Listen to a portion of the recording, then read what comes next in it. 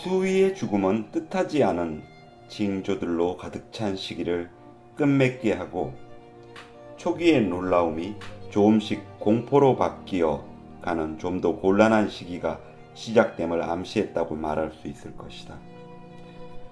우리 시민들은 나중에야 알게 되었지만 우리의 그 작은 도시가 벌건 대낮에 쥐들이 밖으로 나와 떼죽음을 하고 수위가 이상한 병으로 죽는 그런 장소로 특별히 선정되리라고는 결코 생각해 본 적이 없었다. 이러한 관점에서 보면 요컨대 시민들은 잘못 생각하고 있었던 것이며 그들의 생각은 바뀌어져야 할 것이다. 모든 일이 그 정도에서만 끝났더라면 아마 그 일은 습관 속에 묻혀버리고 말았을 것이다. 그러나 우리 시민 가운데 반드시 수위나 빈민이 아닌 다른 사람들까지도 미셀씨가 먼저 간 길을 뒤따라갔던 것이다. 공포와 더불어 반성이 시작된 것은 바로 이때부터였다. 그러나 이 새로운 사건들을 자세히 이야기하기 전에 필자는 지금까지 기록해온 기간에 대해 다른 또 하나의 목격자의 견해를 밝히는 게 유익하리라고 믿는다. 이 이야기의 첫머리에서 이미 말한 적이 있는 장타루는 몇 주일 전부터 오랑시에서 정착하여 그때부터 쭉 중심가에 있는 큰 호텔에 머무르고 있었다. 확실히 그는 자신의 수입 덕분으로 아주 넉넉하게 살고 있는 듯했다. 그러나 이 도시의 사람들이 점점 그와 낯을 익히기 시작했지만 그가 어디서 무슨 일 때문에 왔는지 아는 사람은 한 명도 없었다. 사람들이 많이 모이는 곳에는 을에 그가 있었다. 봄이 오자 바닷가에서 즐겁게 수영하고 있는 그의 모습을 자주 볼 수 있었다.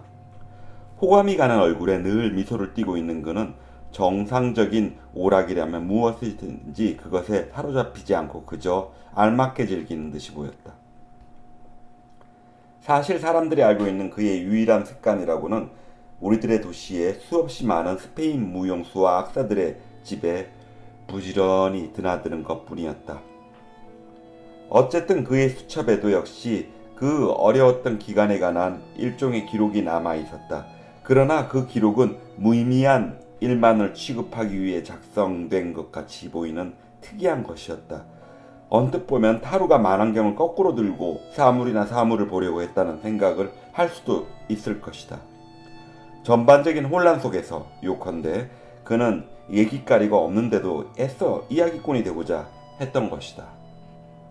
사실 우리는 그 계획을 한심하게 생각했고 그의 마음이 너무 메마른 게 아닌가 의심할 수도 있을 것이다. 그럼에도 불구하고 그 수첩에는 그 기간에 대한 기록으로서 부차적이긴 하지만 중요하기 이를 데 없는 상세한 자료가 숱하게 들어있으며 따라서 회개하기조차 한 이 흥미있는 인물을 쉽게 속단해버리지 못하리라. 장타루가 적은 초기의 기록은 그가 오랑에 도착한 날부터 시작된다. 그 기록은 처음부터 도시로부터 이토록 누추한 곳에서 살게 되었다는 사실에 이상 야릇한 만족감을 보여주고 있다.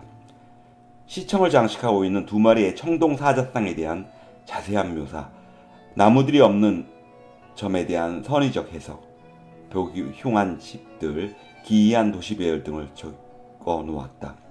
타루는 또한 전차나 거리에서 들은 대화도 아무 설명도 없이 곁들여 적어 놓았는데 다만 조금 나중에 캉이라는 사람에 관계되는 어떤 대화에서는 예외로 설명을 덧붙여 놓았다. 타루는 두 사람의 전차 차장이 주고받은 대화를 들었던 것이다.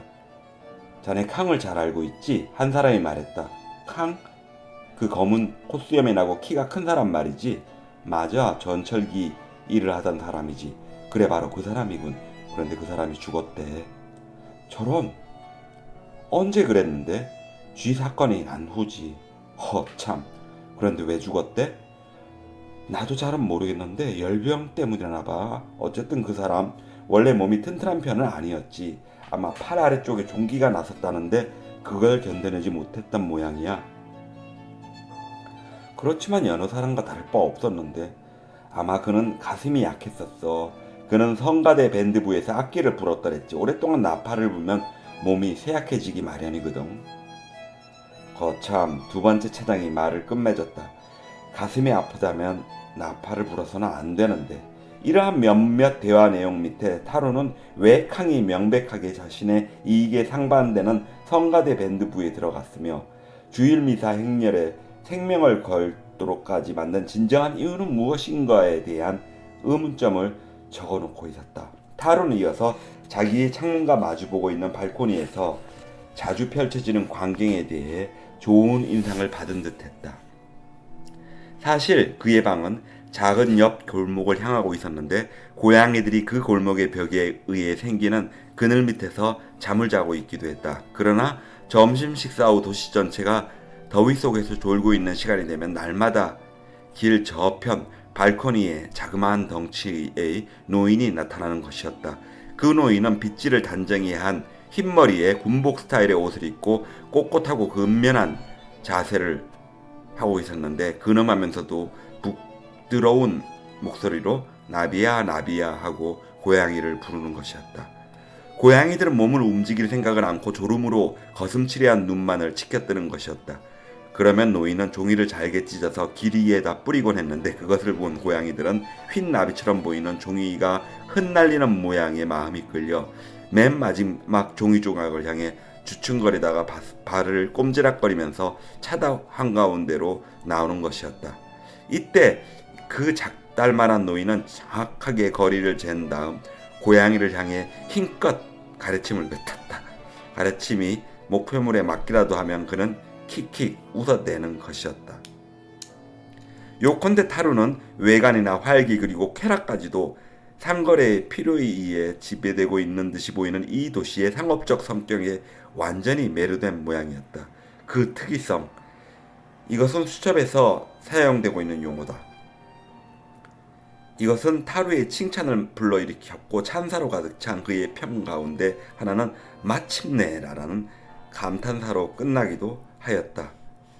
그것은 당시 여행자들의 평이 주관적인 성격을 띈 것과 같은 느낌을 주는 유일한 규절이기도 했다.